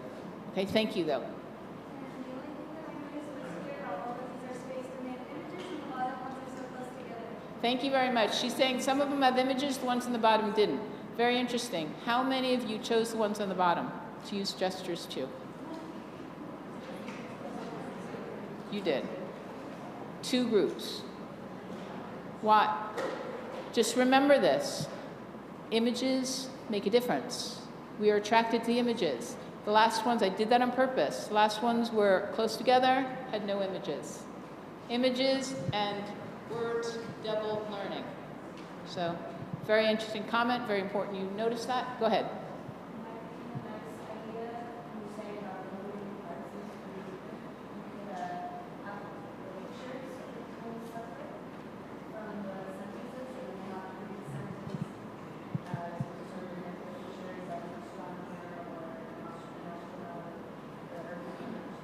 So her idea is including images, separating the images from the worksheet. I love the idea. Anytime we have manipulatives, anytime we can separate information so you can move it, it really helps. Okay, thank you. What more? Go ahead. I'd rather use the word action compared to gesture unless you intentionally want to teach them the word gesture as well, because they might not understand. Okay, I think that's a really important point. We can use, the thing is, gestures are pretty similar in Spanish in this case. Right? But I appreciate your comment. The other comment is, if you use the word gesture, they'll learn it. So it's okay, both ways, both ways. Anything else? Really insightful comments.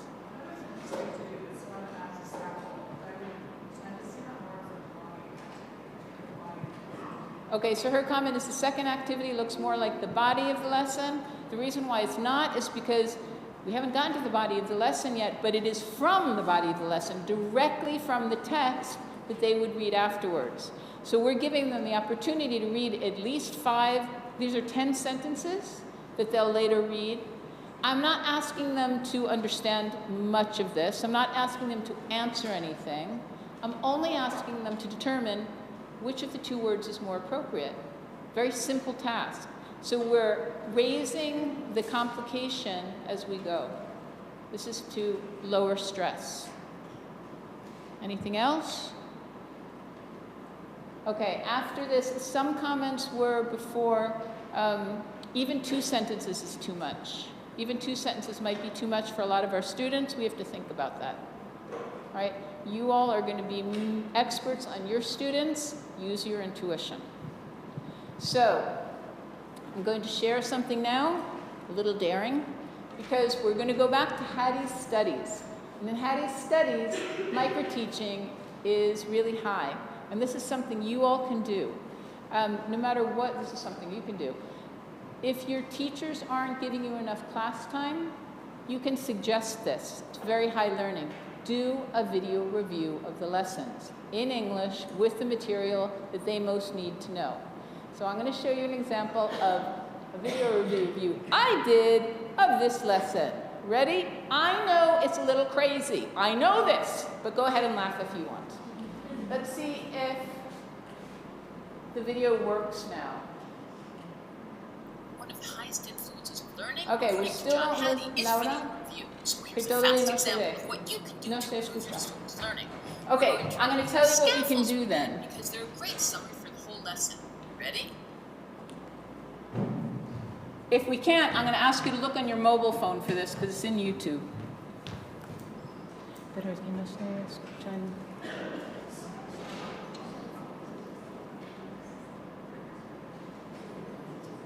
She is an expert. Pero que no sale del autobús. Vale, nada. Okay. No, all right. Everybody has mobile phones? Se escucha un poco, pero... Yeah, pero no más okay. Okay, I want you to go to YouTube, please. If you have your mobile phones, you're going to look this on your mobile phone. Go to YouTube, type in Donna Fields video review. Donna Fields video review. Go ahead and watch it in your mobile phone, and you're going to tell me what you think. Donna Fields video review. I'm going to take this if you don't mind. Can I have the sun if you don't mind? Thank you very much.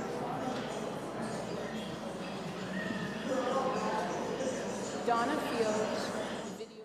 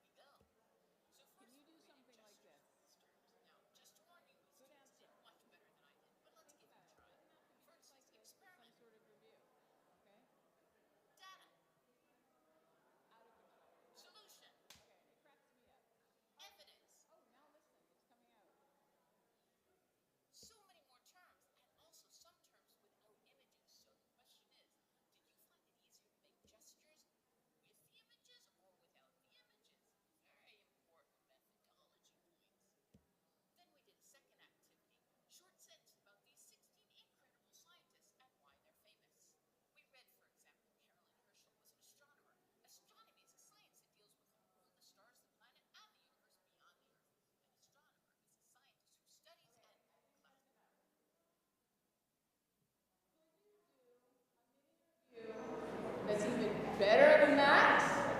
I think everyone would. Everyone. It's just to give you an idea of something you can do. You can offer this to the teachers that you're working with. Offer it to them. I don't have time to do that in class, but how about if I do a video review of the lesson in English? The students can watch it on their mobile phone later. Perfect way for you to use your skills, to use different methodology, to teach the teachers what's important, okay? Just another idea. So that's a mini lesson, the gestures, the read the text, and the reflection question. That's not, yeah, that wasn't it. And then, this is something else. That's another mini lesson. I didn't make reflection questions for this lesson. You're going to do it later, all right? So maybe we have time. How much time do we have? Or is it Yana? No, that's it. So your job is to do reflection questions for that lesson and send them to me later, all right? Those are the mini lessons we're going to work on now. You can have all of these materials. I'll send you the link for the Google Drive. Anything that I'm missing, please let me know. I don't have a slide for this, so you can write down my email address. I never thought I'd use this, so it's a little strange. My email address is delfinesplaya. Yes, delfines. delfinesplaya@gmail.com. Send me a message if you have any questions, if you want any material. Happy to do it. And I just want to thank you so much for all of your participation, for all of your willingness to consider this. And I hope to hear from you soon. Thank you.